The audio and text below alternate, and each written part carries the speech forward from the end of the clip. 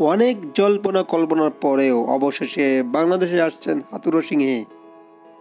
টি-20 বিশ্বকাপের পর বেশ লম্বাই ছুটি কাটিয়েছেন বাংলাদেশের প্রধান কোচ চন্ডিকা হাথুরুসিংহে। আসন্ন পাকিস্তান সিরিজকে সামনে রেখে দ্রুতই দলের সাথে যোগ দিয়ে কাজ শুরু করবেন এই কোচ। গত 1 আগস্ট বৃহস্পতিবার রাত 10টায় পা দেন হাথুরুসিংহের সঙ্গেই ট্রেনার নিক লিও পৌঁছেছেন ঢাকায়।